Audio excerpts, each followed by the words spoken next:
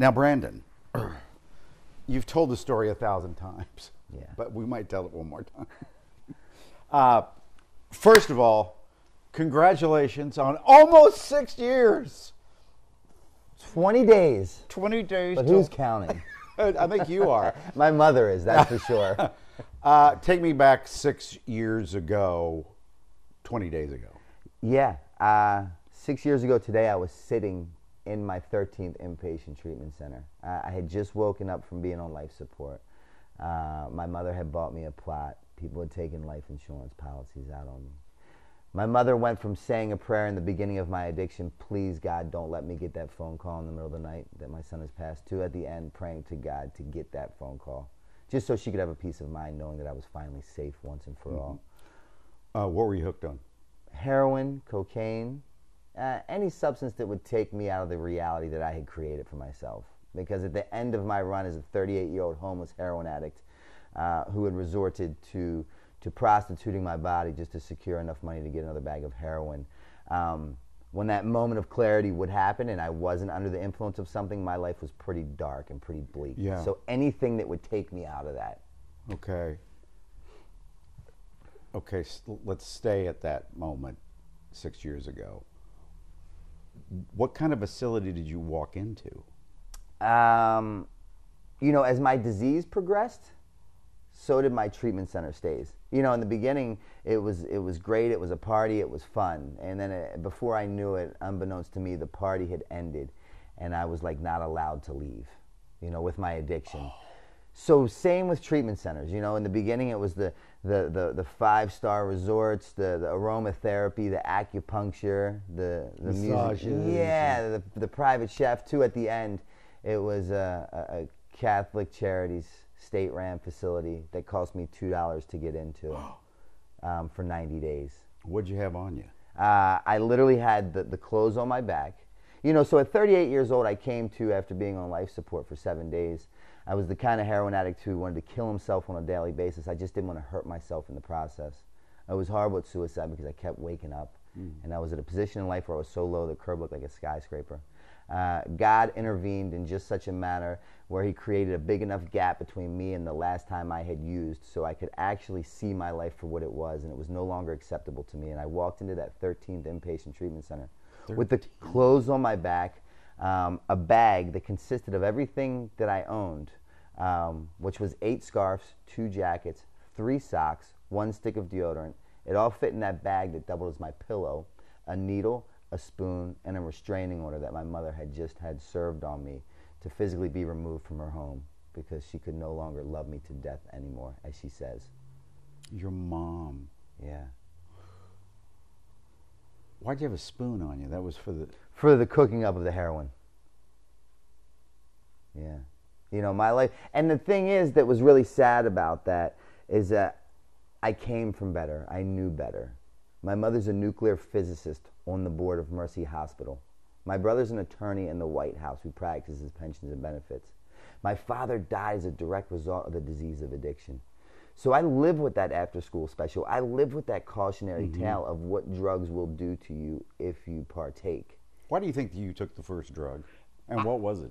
I believe that I was genetically predisposed. Okay. My father was an addict. His father was an addict. My brother and sister are by a different man. Okay. You know, that side of the family can take it or leave That's it. interesting. My first introduction with the addiction or alcoholism was marijuana. Oh. You know, and it progressed to alcohol. Well, usually it's alcohol then marijuana. Mine was marijuana then alcohol because my father sold it in abundance. Okay. You know, my father never had a job a day in his life. How did he die? Crack cocaine.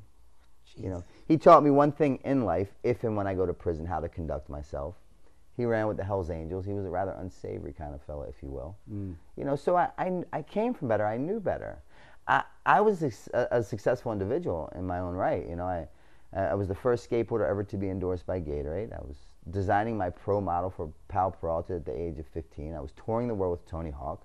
I ended up in those movies, Jackass, and TV shows Viva La Bam. And then I went on to become a New York Times top 10 selling author who had written an autobiography addiction memoir about my life. But the sad fact about this whole story is that the disease of addiction does not discriminate. Yeah. From Yale or jail, the White House or the outhouse, the results are all the same. And 1 out of 3 people will be affected. 1 out of 3. Yeah. Directly or indirectly will be affected. So you had money. Yeah. Yeah. A lot of money. Yeah. At one point in time, I did. Yeah. You know. When did you first pick up a skateboard? At the age of 7 years old. And, you know, you may be the best ping pong player in the world, but God might not see fit to put a paddle in your hand. Mm-hmm. At 7 years old, my mother gave me a skateboard. That night when she put me to bed, she said, Brandon, what would you like me to do with the skateboard? And I said, I want it in bed with me. Mm-hmm. And she said, why? I said, because if I die, I want it to come with me. You know, it was at that moment when that board touched my hand that I knew I was going to be a professional skateboarder. I ate it, I breathed it, I slept it, I dreamt it. You still good at it?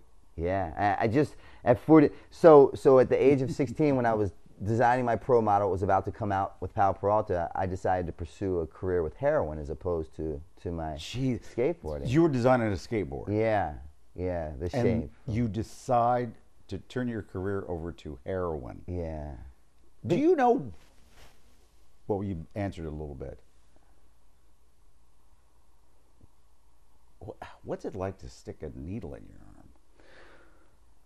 arm? That's a major step. Yeah, it's not like, let me just go jump into the deep end of the pool real quick. Or just do a line of cocaine or whatever. Yeah. This is a needle in your blood. Well, you know, it's kind of like the progression of alcoholism and addiction. You know, at first I could sniff a little bit of heroin, and it would do the job, it would do the trick. And after, you know, many days, many weeks, many months of sniffing that heroin, the euphoria of that line kind of wears off. It's not as impactful as it once was with the first line. And now in the beginning, I'm spending $10 on a bag that lasts all day. And now 6 months into it, I'm spending $100 to make it through half of the day. So now, process of elimination says that if I just buy one bag and I shoot that bag, it will get me just as high as the first time I ever sniffed my first line. You know, because the reality, what happens in the progression of my disease of addiction or alcoholism is that, let me think of the most easiest way that I can put this. At a point in time in my life where I don't want to do the things that I have to do in order to get where I want to get with it, whether high or another bag, it gets to a point where it's not personal, it's just business. Oh, God. You know, because the disconnection from reality has already taken place. The abnormal has become the normal. And I'm using on an animal, and I'm living on an animalistic level. You know what I mean? But I'm incapable of seeing that at the time because I'm so caught up in the mix of it that I think that you're insane for not understanding my rationale. Right. The disconnection is just so ingrained. What triggers you? Do you still have triggers? Today, no, I don't. Now, see, everything that I'm telling you today, if you would have called me at 30 days, 60, 90 days into my sobriety, I would not be giving you these same answers. But what I've learned is that in retrospect, my life is lived forward and learned backwards.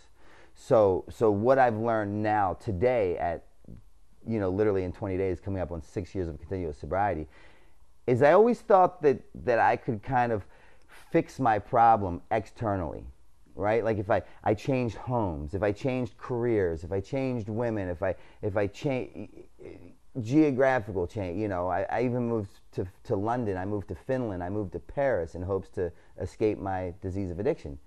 And what I've learned is that there was no, you know, external circumstance that was going to fix my internal void. So what ultimately happened is I finally, at the very end of my road, at treatment center number 13, I had lost all hope. I had no more ideas. No one wanted to see me coming. No one was waiting on me. The only place that I could end up that actually kind of wanted me was a treatment center. So I went there, not even wanting to go there, and I finally followed their suggestions. And for the first time in my life, I did the internal work that was required in order to achieve the external results that I've always desired. That's how it happened? You decided to listen. I had to, it had to come from me. Acceptance was it. Because here's the deal. When I put my hand up and I say, hi, my name is Brandon, I'm an addict or I'm an alcoholic, all that means is that I'm defiant by nature, I hate authority, and I'll never conform. Right? Because I possess this job that places me in a lot of positions I don't like to be, and allows me to feel a lot of feelings I don't like to feel, and that job consists of knowing everything. So thank you so much, my dear friend, for suggesting to me what I should do to save my life, but I suggest why you should get lost. Yeah. Because I know. Walking into treatment center 13 with the clothes on my back after having been medevaced to 4 different hospitals in 4 different states from 4 different overdoses, active heroin and cocaine addiction for 22 years straight, 12 inpatient treatment centers, lost count of outpatients and detoxes. The realization that I came to walking into treatment center number 13 is that, you know what I know? Is that I don't know. And the common denominator in my problems are me. Right? So maybe if I remove me from the equation, basically the pain had become great enough that for the first time in my life I was open-minded just long enough to finally become willing, just a little bit enough to put my hand out and say, I can't, but you can. Can you help me? I can't do this by myself. Yeah, I had to dumb my way into this because I was too smart for my own good. What were you blaming your addiction on? Anything, anybody, everywhere. You know, they talk about what your triggers are. Me as an addict, my triggers were when my eyelids opened, right? Because my delusional alcoholic brain would create these false narratives that only existed in my mind that my behaviors throughout the day would support. You know, the robbing, the cheating, the lying, the stealing, just in hopes to get another bag, and these false narratives that my mind were creating, the disconnection from reality and or abnormality, I would believe all this. So you know, and here's this is the crazy reality about addiction. And what I'm about to say is not debatable. There's no reason for a talk or you can look it up. If you're diagnosed as an addict or an alcoholic, all that simply means is that you have been diagnosed with a disease that if left untreated equals fatal. That's a fact. It's a medical fact. But the scary part about it is that it's the only fatal disease that I'm aware of that I suffer from that tells me I don't have a disease on a daily basis, lying to me in my own voice, making me believe the unbelievable. Diagnose me with HIV, I'm rushing to the hospital to get medication. I don't want to die, fatal disease. That's right. Diagnose me with cancer, I'm going to the hospital to get chemo. I don't want to die, fatal disease. Diagnose me as an addict or an alcoholic. I need a glass of wine or a bag of heroin to figure out what's wrong with you for diagnosing me with said disease. It's just as fatal as the first 2 diseases. But left to my own devices, I will finish this interview with coming up on 6 years sober, sitting in my men's recovery house that I've opened, and I will go get in my truck, and I'll drive down the way and cop some heroin. And the scary thing is that I can make those insane decisions make complete sense to me, left to my own devices. And what my own devices would be that would allow me to make such an idiotic decision would be that Brandon only attends Brandon's Anonymous, Brandon only sponsors Brandon, and Brandon is Brandon's God. It's a great way to put it. And when those 3 align, it's not a matter of if I'm picking back up, it's when I pick back up. So with all that being said, I keep my past married to my present. Because the moment that I forget the pain that brought me through treatment center number 13, begging to God for one more bed, I can and will return. Because I suffer from a disease called alcoholism, not alcoholism. And I can't stay sober on yesterday's sobriety. You know, it's such a beautiful thing to me. It's stunning to me that 6 years later, you have a recovery house. Yeah. It's yours. Yeah. You're helping other people. Yeah. The folks that live upstairs and sit on this couch, and Literally. you're helping them 6 years later. I didn't see this coming myself. 6 years ago today, I was sitting in a 90-day inpatient treatment center. No one was speaking to me. I had no idea what my direction was going to be. There was no light at the end of my dark, drab tunnel. I was just beaten so bad that I believed that you believed that I could get better. So I just held on to any hope and dream. And I successfully completed that 90-day treatment center. And from that 90-day program, I went directly to a men's sober living house for 1 year. And that house taught me how to merge back into society without a drink or a drug. It taught me how to have conversations other than who has what, how much do you have, is it any good? You know, it taught me how to wash my clothes. It taught me how to make my bed. It taught me how to brush my teeth on a consistent basis. And I'm married to my narrative. But it didn't. I mean, you don't have to open up a sober living house. Yeah. You could just move on with your life now that you've gotten help. What drove you to want to open this house? How dare I? How dare I forget the fact that on May 25th, 2015, when I had never been so broken in my life, and I picked my phone up and called for help, that someone answered. And if that person did not answer, I'd be in that plot that my mother bought me. You know, so how dare I forget the miracle that took place on that day just by a simple act of humanity and generosity. That doesn't sit right with me. So if you ask me how to prepare your taxes, I can't tell you. Don't ask me how to conduct brain surgery. I have no idea. But after a 24-year bout with addiction and alcoholism, that's the subject I know about. This is your purpose? Today, this is my purpose. This is what I get. It makes sense to me why you choose to continue with active addiction as opposed to accepting my help. Why? Because I've seen me do it. Like, I understand it. I can speak this language. You're rooting for them. Yeah. Every day. I'm a fan of the underdog. I don't talk with them. I don't talk to them. I don't talk at them. I don't talk to them. I talk with them. I meet them where they're at, not where I believe they're expected to be or the direction I think they should head in. Because all that is placing these expectations on people. And what has that taught me in my life is I'm just setting myself up for a resentment. But I'm sure you're an inspiration, that there is light at the end of the tunnel. And that's it. My defects, the very same thing that was killing me walking into my 13th inpatient treatment center, as a direct result of my spiritual experience, have turned into my assets. Because people now say, if you can do it, they see my story in the press, in the books, in the tabloids, in the movies. They see it and they say, if you can do it, there's no reason why I can't. Can you help me? And when it becomes their idea, the terms of their contract will forever change. But it has to be your idea. That is the point, isn't it? It is. It has to become their idea. It is. Tell me about the house.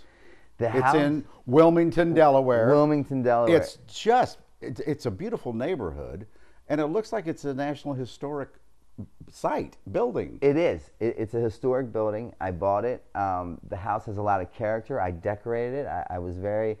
I paid a lot of attention to the detail, you know, and I always say that if things go bad, I will move in here.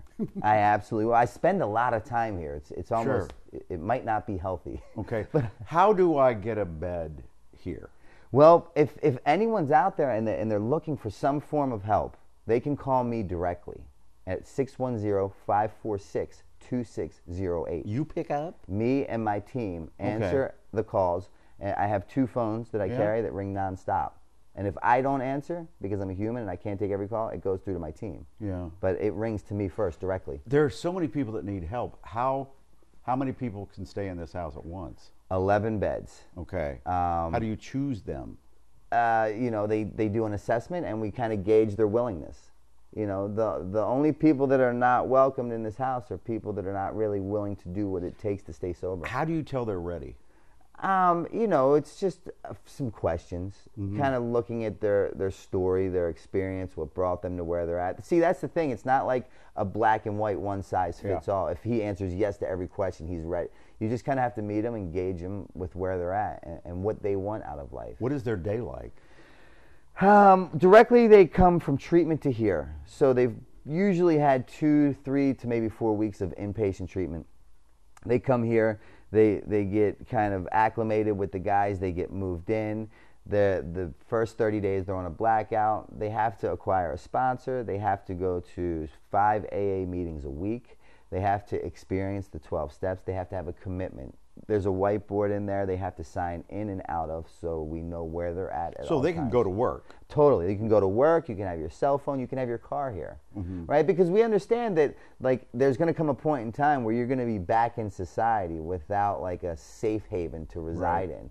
So if you're coming from an inpatient treatment center to here, it's a step-down process. And I want to make this the least institutionalized feeling as possible. Because I want them to know that there's going to come a point in time where they're going to stand on their own 2 feet.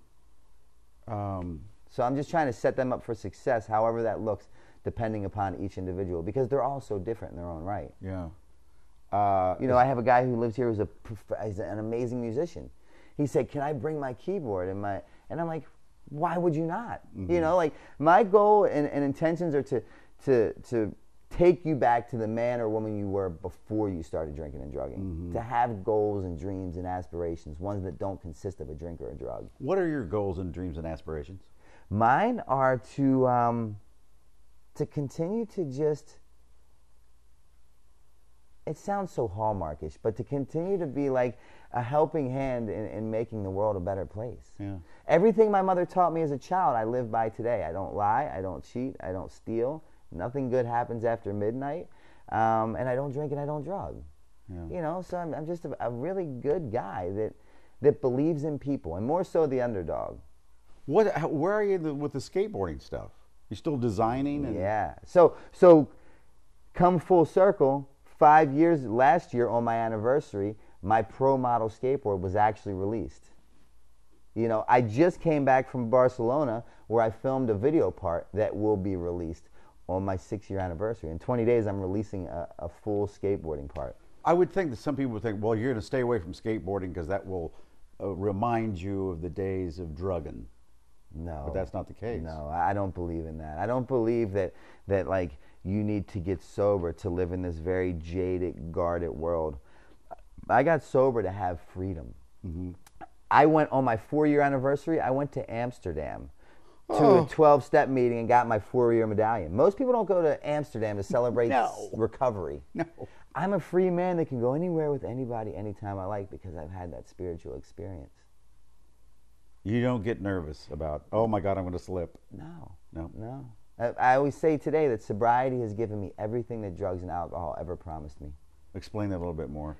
You know, I would sit on the bar stool, I would sit in the shooting gallery with a needle in my arm or the pharmacy waiting for pills to be filled, and I would have all these grand illusions of things that I was going to do. Once I got set up in just such a manner, I was going to start a business, I was going to get married, I was going to buy a home and get the white picket fence, and then I would get the drugs and that would just fall by the wayside. You know, my life was always tomorrow's going to be different. Tomorrow's going to be, and I believe that tomorrow's going to be different. Unfortunately, to wake up tomorrow and repeat yesterday's actions and be stuck in Groundhog's Day for like 24 years. You really thought the next day you could just stop? Yeah, I was going to do it tomorrow. Tomorrow I'm going to do it. I could pass a polygraph. That's how much I meant it. No joke. How many years did you do that? 24 years. You lied to yourself for 24 years? Yeah, 24 years. You know. And it's funny because the ultimate victory came when I admitted utter defeat. So it's such an oxymoron. But I had to lose to win. Yeah. Tell me about what happened. Tell me about each room. What's this room about? This is the room that you walk into that I hope gives you this sense of ease and comfort. Like, I'm not in treatment. I'm not in a house. I'm now in my home. And you even think that through when you buy the couch. Yeah. Yeah. Kind Comfort. of how it's laid out, down to like the water fountain that I've gotten here. I wanted to create a vibe. I'm a big vibes guy in my own life, in my own house. If the vibe's not right, the situation's not right. Dining room. I made it a point to have 11 chairs because there's 11 men in this house, and I try to encourage them to have dinner together at least one day a week as a family together. Okay. Next room, I see a big monitor. Yeah. Really excited about this. This is once COVID hit, you know, the world was completely turned upside down, and people because here's the deal: the opposite of addiction is connection. COVID hits, they say, you know, social distance, quarantine, isolate, disconnect, disassociate, fend for yourself. That's the complete opposite for what we say needs to be done in order to overcome your addiction. So now, as an addict, as an alcoholic, I have to figure out a way to shuck and jive with the current state. So we've came up with a concept called Telehealth. With now at our program, we have a facility in Delaware, in Bear, Delaware. Banyan Treatment Center owns a program there, that the guys in this house can log in and do groups with the clients in the program while being monitored by the therapist. Okay. And then they can have their one-on-ones with them. Okay. You know, again, just meeting them where they're at, realizing that, like, we have to adjust with this crazy world right now. No, there's another room behind there for another meeting place. And then, like a backyard where you could meet again. Yeah, I have like a fire pit out there and these chairs. And at night I have these lights that light up. And It's just a rad vibe. Do you mind saying how much it costs? No, here it is $180 a week. That Cash seems- pay. And the beautiful thing is we have scholarships available for people that don't have the ways and means. What's that mean, scholarship? That means that there are beds available at no cost for the first 4 weeks if the willingness to want to stay sober is there. Okay. You know, so you have to really show the willingness. It's not a free ride, a roof over your head. Yeah. But we have the ways and means, and people have donated finances in order to help the people such as myself who didn't have anything when they walked in the treatment center number one. Success rate? We've had one gentleman leave due to other reasons besides, addiction. So not one person in this house has drank or drugged since we've been open. We have not had one person in this house, thank God, use while under this roof. And only one move out just for geographical reasons. So I guess that batting average is we've won every game. Yes, you've won every game. I'm not a sports guy. If you ask me in skateboarding, I can tell you. 1,000%. Yeah. Okay, remind everybody who's been watching, like you said, that maybe 1 in 3 people that are watching this need help today. Yeah. What do they do? Please simply call me, 610-546-2608. Okay. They can call me directly, or if they want to learn more about the house, they can go to www.novaxrecoveryhouse.com. Okay. Congratulations. Hey, thank you so much, Congratulations. man. I appreciate it, man. You got it. Thank you for what you do. Oh, thank you for allowing us to share this. Of course.